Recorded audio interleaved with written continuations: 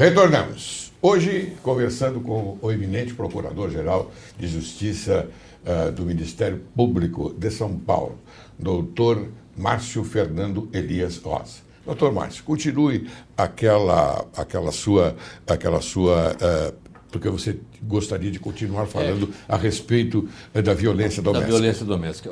Porque ela acaba sendo quase sempre um contributo infeliz, Sim. triste, de mais violência ainda e da desagregação da família, Sim, de uma instituição claro. natural, como você bem colocou.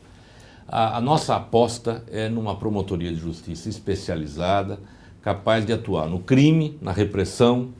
Eu estava dando alguns números. Aqui em São Paulo, por exemplo, este ano nós já tivemos mais de 9 mil casos de medidas de prevenção e de urgência concedidas pelo Judiciário em favor de mulheres vítimas de violência doméstica. Proibição de o homem voltar para casa, Sim. de assediar a família, os filhos.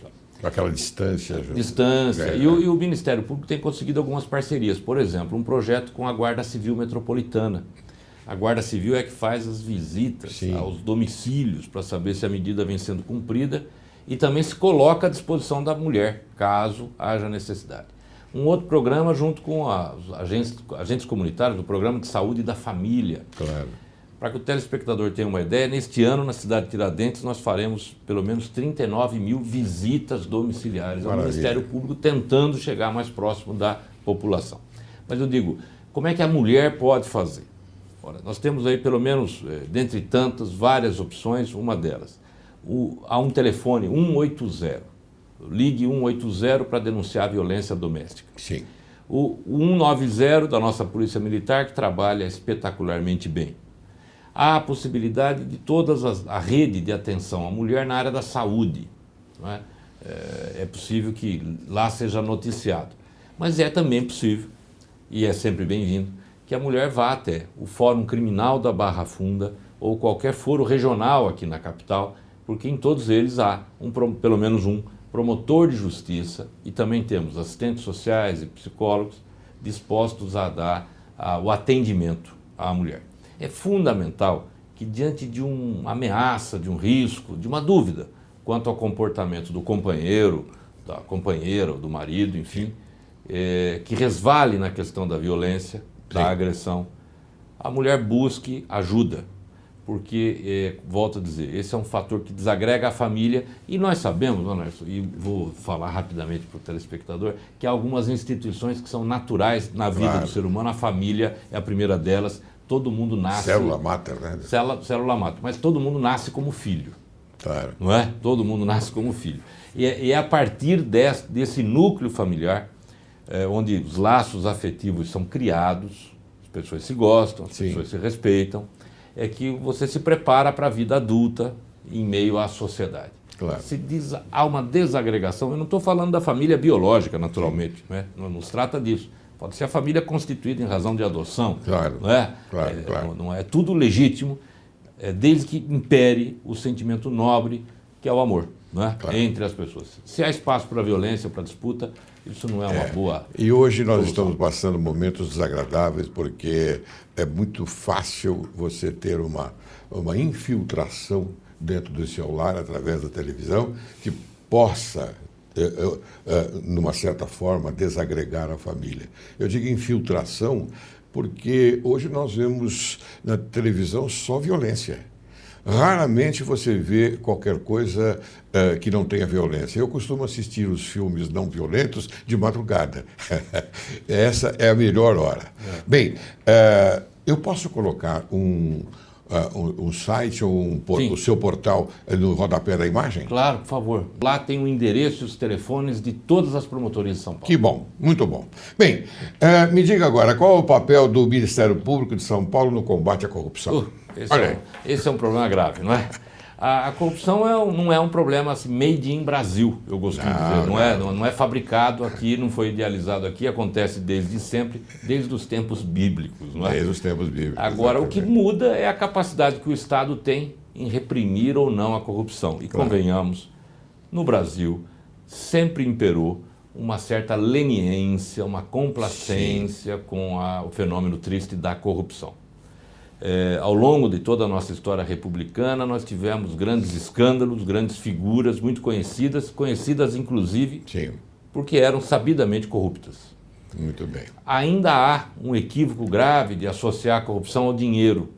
Claro. Olha, é corrupção porque alguém enriqueceu. Não necessariamente, porque se permitiu que terceiro enriquecesse, ele também é corrupto. Claro. Se ele causa um prejuízo injustificável para o patrimônio público, ele é corrupto.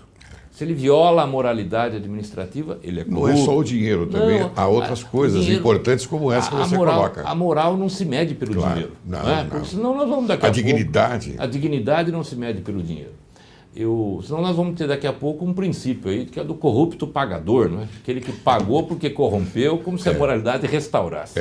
Tem cabimento. O Brasil deu passos importantes nesse sentido. Eu vou lembrar rapidamente a lei da ficha limpa, Sim. a lei de transparência, a lei de improbidade, que é de 1992, agora o combate ao nepotismo. Isso. Não é? Nós estamos caminhando. O Ministério Público, porque ele tem essa vocação de defender os interesses da sociedade, combate firmemente a corrupção no país desde sempre. Encontra, muitas vezes, no polo oposto, figuras poderosíssimas, ou poder político ou poder econômico.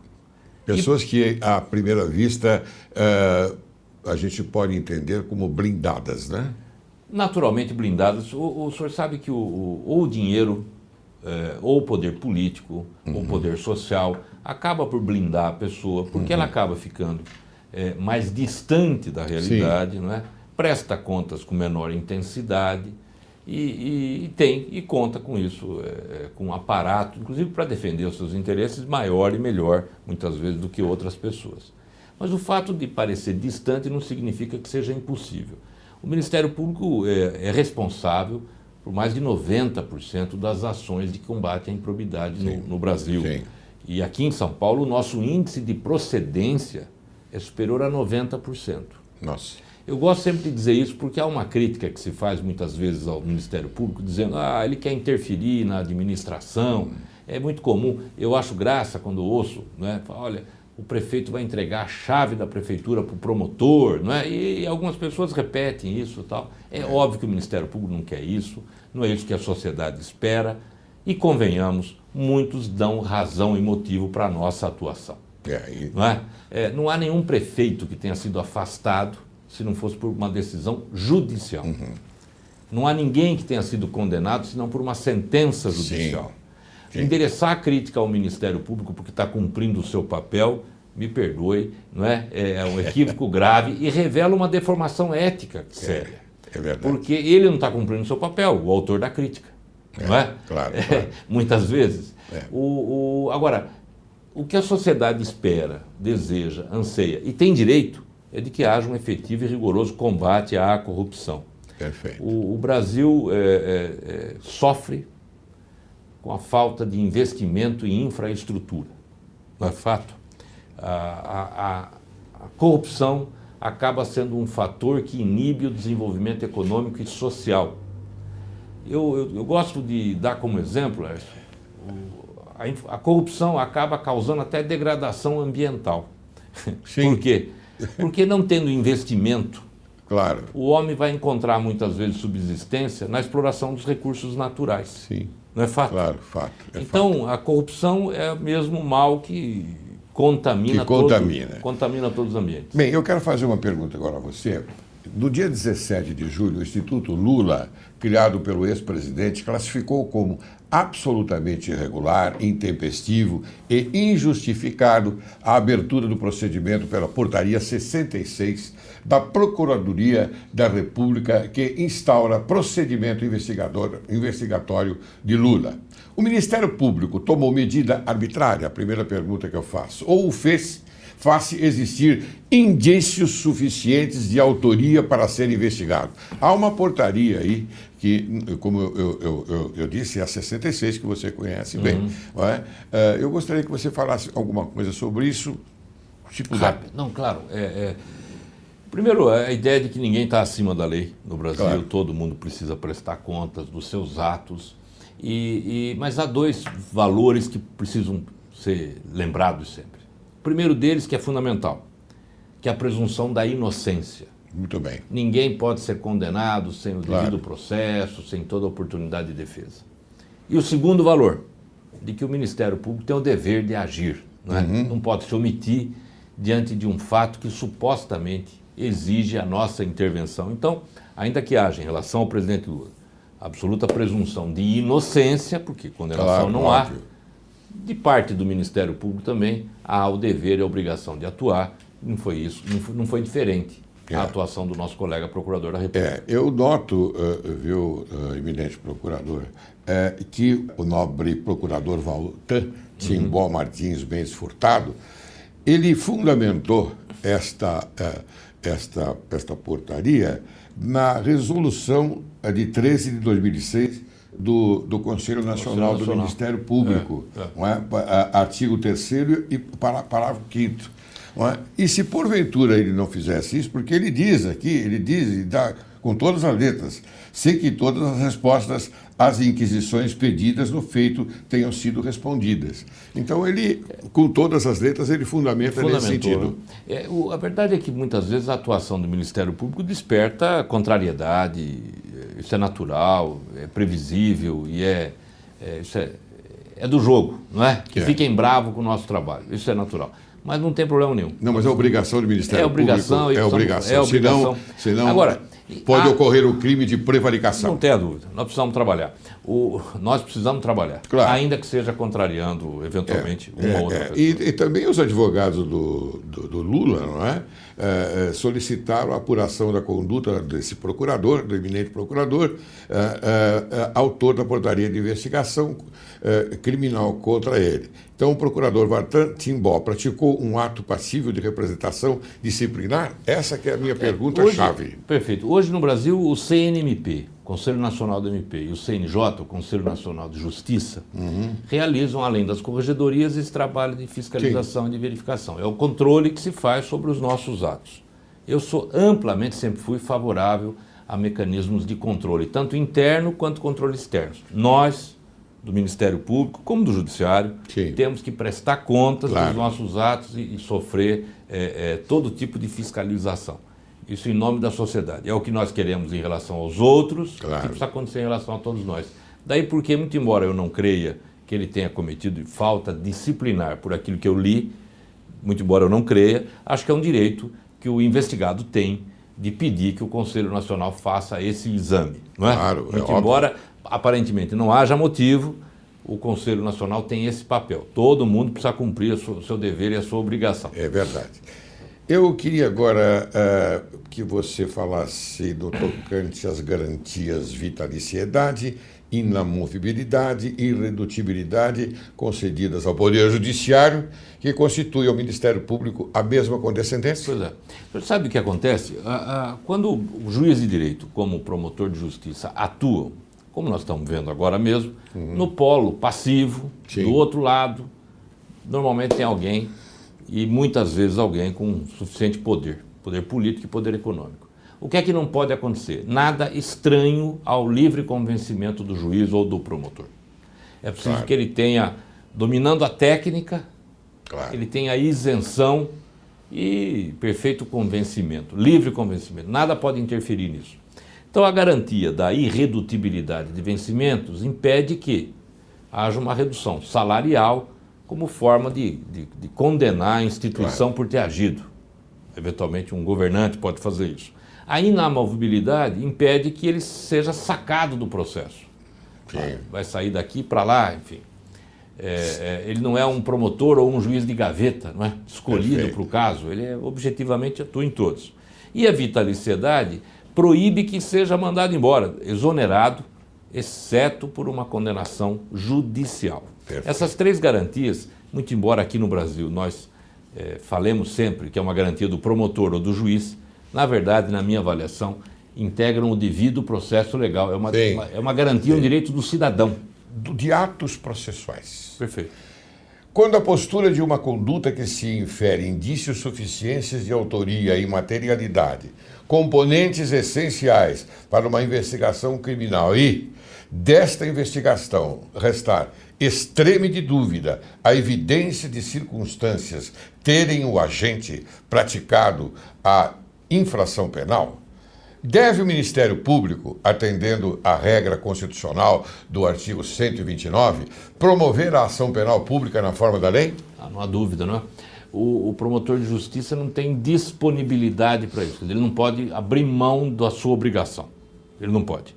Se a Constituição reserva para o Ministério Público, de fato, no artigo 129, que o Ministério Público tem a titularidade da ação penal, sempre que chega a ele um documento, um inquérito policial, por exemplo, que descreve que a conduta de uma pessoa coincide com aquilo que a lei penal diz que não é possível de ser executado.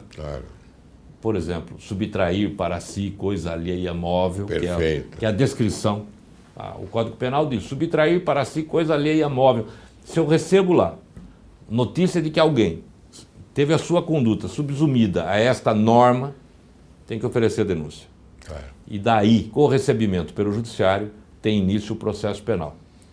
Se o promotor de justiça, no entanto, se convence de que não foi aquele o autor, ou de que não há prova suficiente de que essa conduta ocorreu, ele próprio arquiva, porque ele é o titular da ação penal. Existe um artigo 17 do Código de Processo Penal que permite somente ao Ministério Público arquivar um inquérito policial, e não por esponte própria do Judiciário. Perfeito. O arquivamento tem que ser elaborado pelo Ministério Público, segundo o artigo 17. E se o juiz discorda, ele manda para o Procurador-Geral. 28, o famoso 28. O famoso 28, e o Procurador-Geral é que dá a última palavra. Muito bem, agora eu gostaria de complementar. Essa prova é capaz de neutralizar ou mesmo obstaculizar o dever de cumprir a norma processual contida na primeira figura do artigo 24 do Código de Processo Penal, ou seja, oferecer a pretensão punitiva estatal?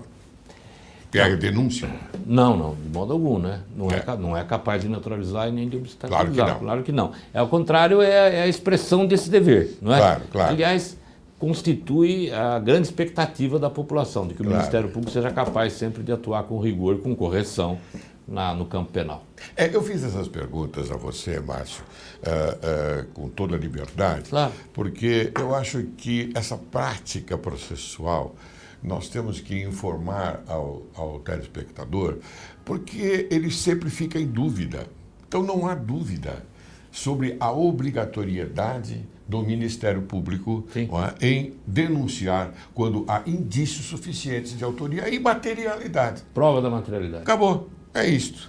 Bem, muito bem. Eu ia fazer uma pergunta aqui sobre o pilho delicti, ministerial, mas no tocante à motivação, aquela coisa toda, mas eu vou deixar de lado, porque eu já estou chegando no final do programa, lamentavelmente, e eu tenho que, naturalmente, liberar você, mas eu não gostaria, porque eu gostaria que você ficasse comigo aqui conversando durante muito tempo. Porque é uma honra muito grande você vir aqui, viu?